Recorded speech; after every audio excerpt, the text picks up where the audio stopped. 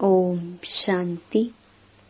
18 अगस्त 2021। बाबा के महावाक्य। मीठे बच्चे, पर चिंतन छोड़ अपना कल्याण करो। तुम सोने जैसा बनकर औरों को रास्ता बताओ। प्रश्न। अशरीरी बनने का अभ्यास जो सदा करते रहते, उनकी मुख्य निशानी सुनाओ। उत्तर। वे हठ से अपनी कर्मेंद्रियों को वश नहीं करते, लेकिन उनकी कर्मेंद्रियां स्वतः शीतल हो जाती हैं। हम आत्मा भाई भाई हैं, यह स्मृति स्वतः रहती है।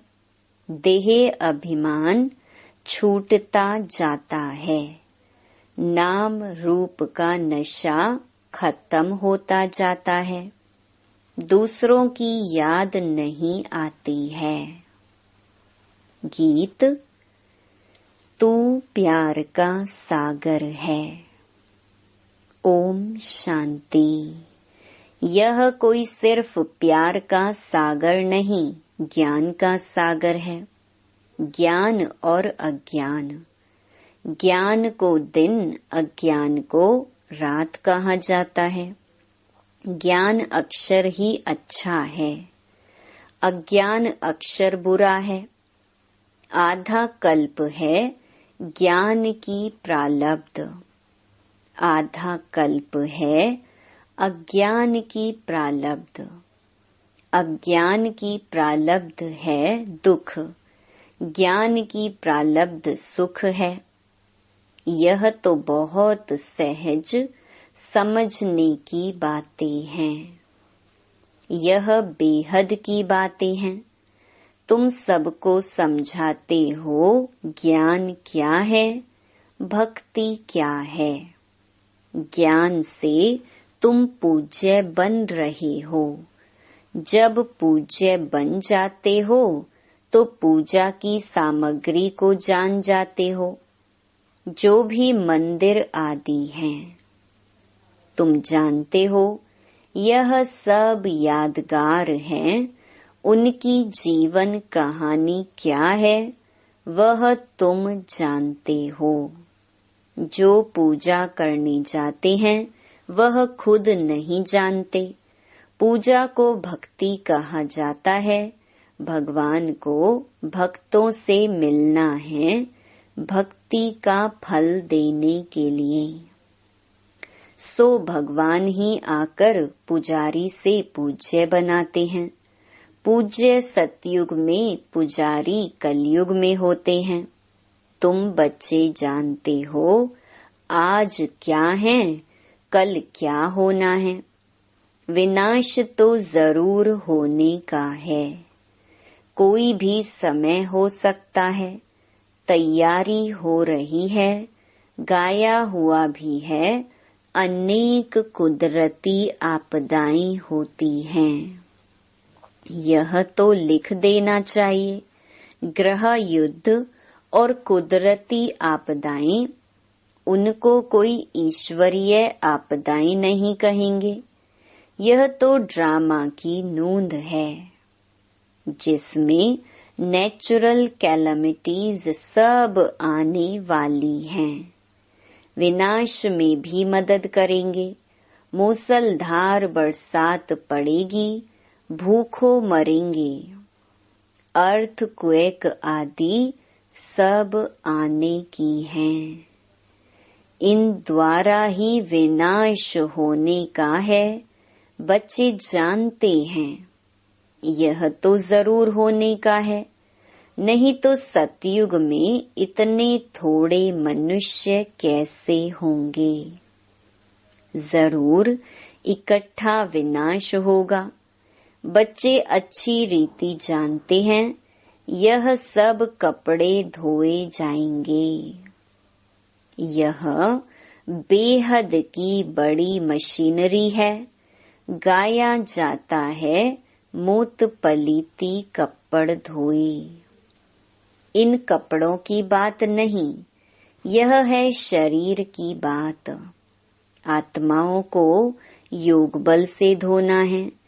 इस समय 5 तत्व तमो प्रधान हैं, तो शरीर भी ऐसे बनते हैं। पतित पावन बाप आकर पावन बनाते हैं और सब खलास हो जाते हैं। तुम जानते हो पावन कैसे बनते हैं। रास्ता बहुत सहज बताते हैं।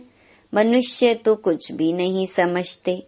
जहाँ जहाँ भक्ति यज्ञ आदि होते हैं, वहाँ जाकर समझाना चाहिए कि जिनकी तुम भक्ति करते हो, उनकी बायोग्राफी समझने से ही तुम देवता बन सकते हो। उन्होंने जीवन मुक्ति कैसे पाई, सो तो समझो, तो तुम भी जीवन मुक्ति पा सकते हो। मंदिरों में बैठ जीवन कहानी समझाने से अच्छी रीति समझेंगे। तुम भी बाप से अभी जीवन कहानी सुनते हो। तुम बच्चों को कितनी समझ मिलती है। परमपिता परमात्मा की जीवन कहानी कोई भी नहीं जानते। सर्वव्यापी कहने से जीवन कहानी थोड़ी हो जाती है। तुम बच्चे अभी परमपिता परमात्मा की जीवन कहानी को जानते हो, यानी आदि मध्य अंत को जानते हो। इस समय को आदि कहेंगे, जबकि बाप आकर पतितों को पावन बनाते हैं। फिर मध्य में भक्ति का पाठ चलता है। बाप कहते हैं, इस समय मैं आकर स्थापना करता कराता हूँ, करन करावन हार हूँ। प्रेरणा को करना नहीं कहेंगे। बाबा आकर इनकी कर्मेंद्रियों द्वारा करते हैं। इसमें प्रेरणा की बात नहीं। करन करावन हार तो जरूर सम्मुख हो कराएंगे। प्रेरणा से कुछ भी नहीं हो सकता। आत्मा बिगर शरीर कुछ भी नहीं कर सकती है। बहुत कहते हैं ईश्वर ही प्रेरणा से सब कुछ करता है। बाबा आप प्रेरणा करो, हमारे पति की बुद्धि ठीक हो जाए। बाप कहते हैं, प्रेरणा की तो इसमें बात ही नहीं। फिर शिव जयंती क्यों मनाई जाती? प्रेरणा से काम हो तो फिर आए ही क्यों? एक तो ईश्वर क्या चीज है यह नहीं जानते। सिर्फ कह देते ईश्वर की प्रेरणा से सब कुछ होता है। निराकार प्रेरणा से कैसे करेंगे? वह तो करन करावनहार है। आकर के रास्ता बताते हैं। कर्मेंद्रियों से मुरली चलाते हैं। जब तक कर्मेंद्रियों का आधार ना लें, तब तक मुरली कैसे चलाएं?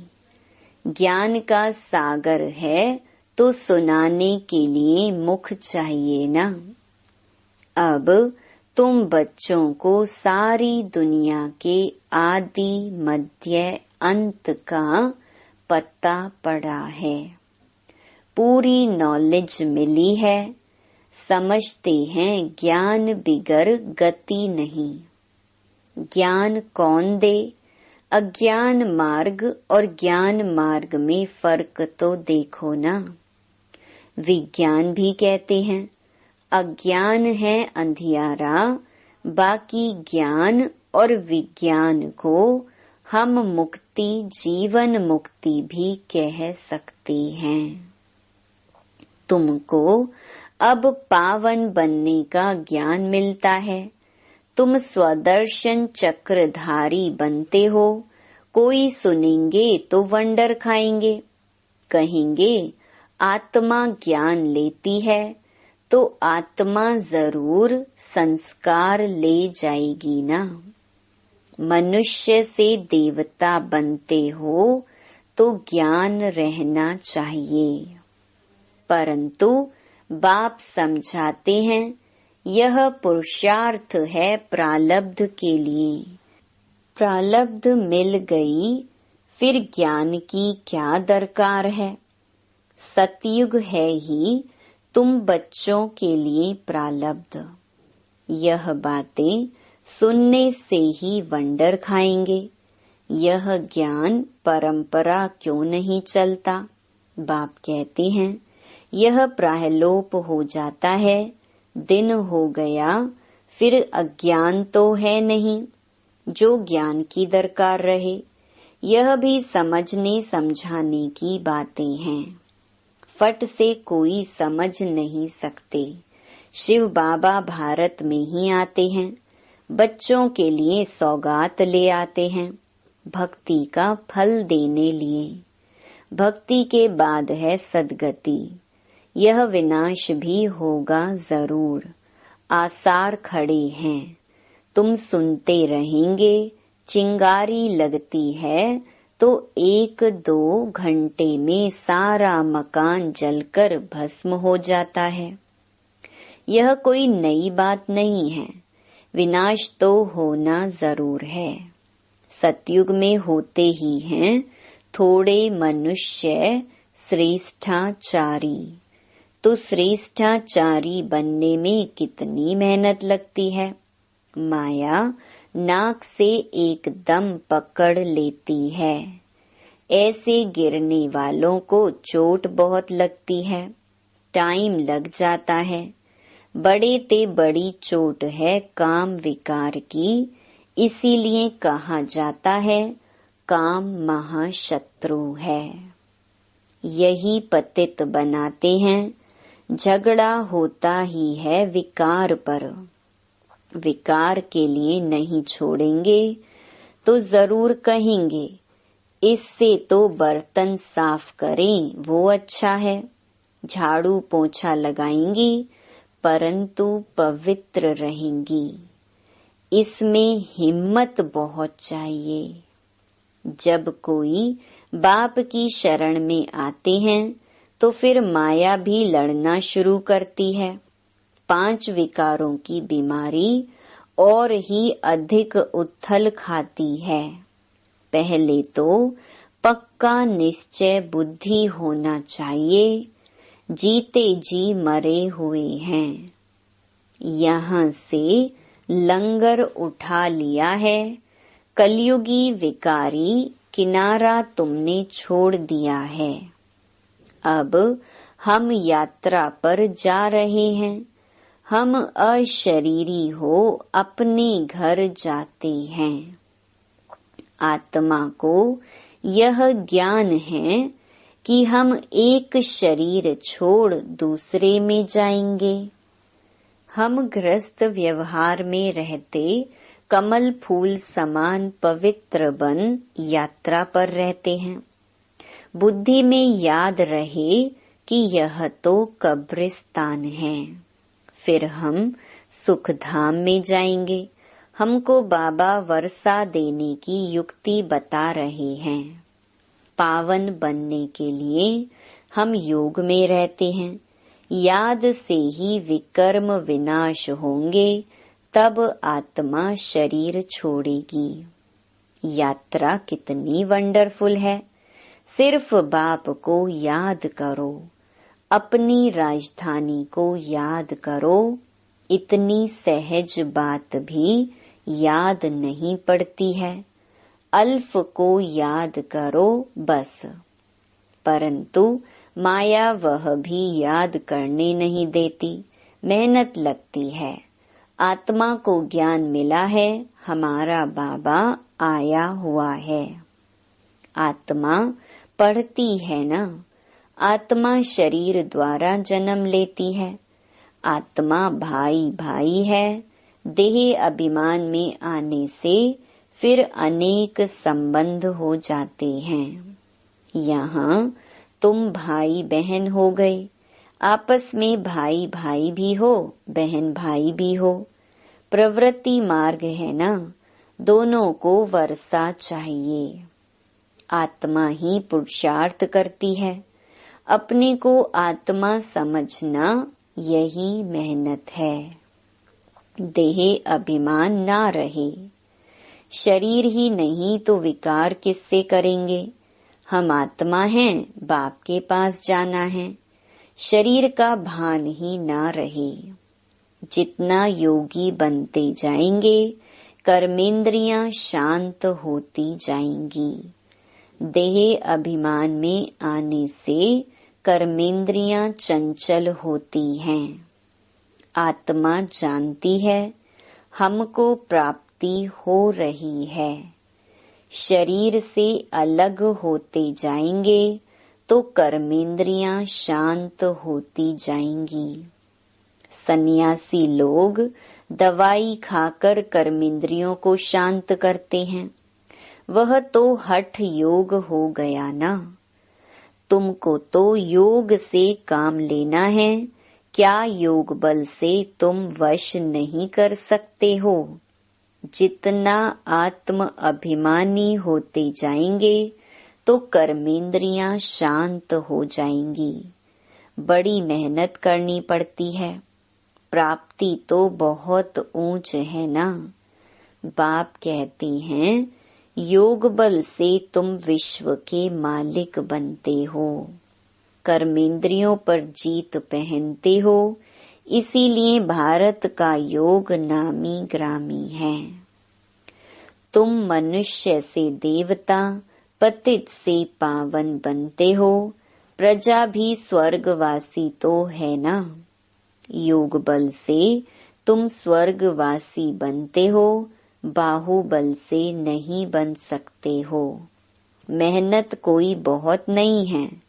कुमारियों के लिए तो जैसे मेहनत ही नहीं है, फ्री है। विकार में गई तो बड़ी पंचायत हो जाती है। कुमारी रहना अच्छा है, नहीं तो फिर अधर कुमारी नाम पड़ जाता है।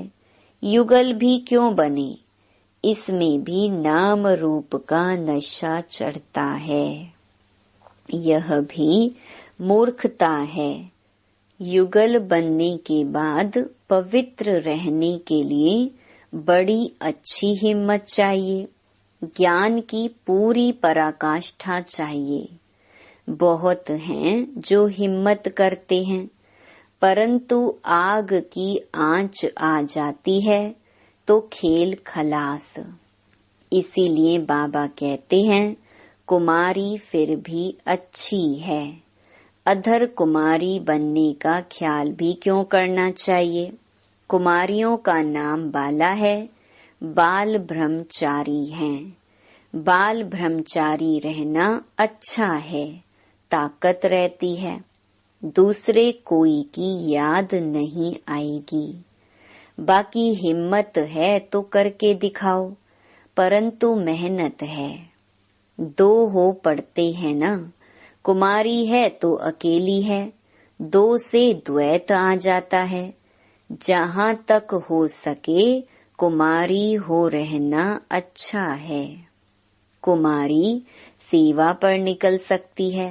बंधन में पड़ने से फिर बंधन वृद्धि को पाते हैं।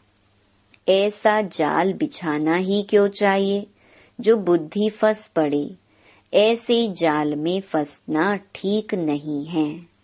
कुमारियों के लिए तो बहुत अच्छा है। कुमारियों ने नाम भी निकाला है। कन्हैया नाम गाया जाता है ना।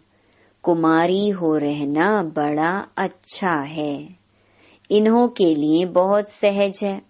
स्टूडेंट लाइफ पवित्र लाइफ भी है। बुद्धि भी फ्रेश रहती है। कुमारों को भीष्म पितामह जैसा बनना है।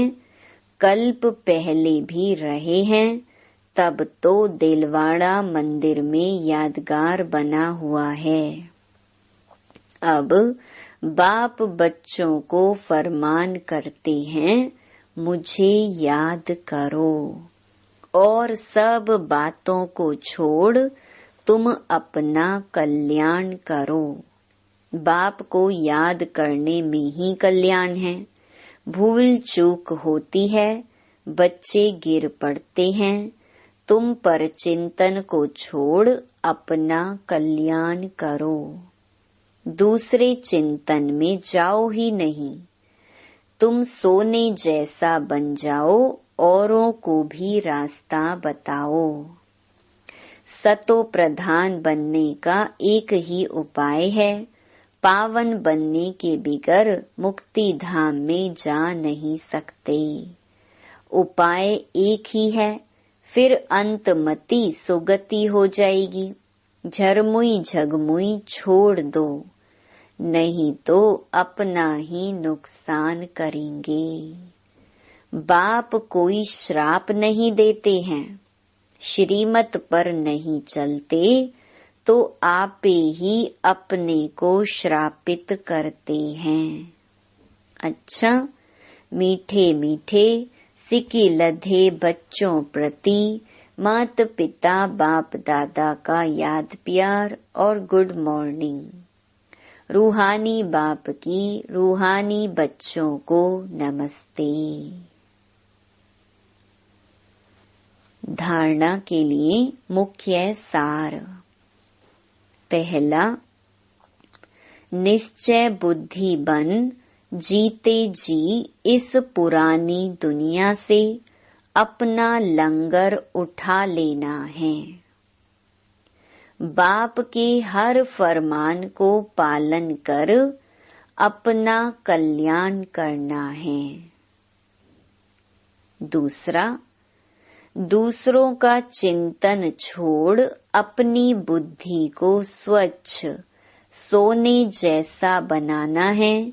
झरमुई झगमुई में अपना समय नष्ट नहीं करना है।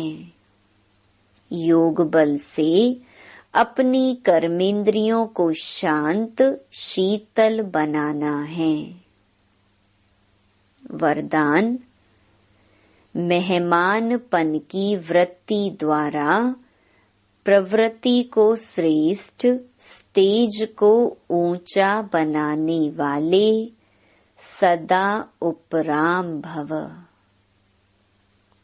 जो स्वयं को मेहमान समझकर चलते हैं, वे अपने देह रूपी मकान से भी निर्मोही हो जाते हैं।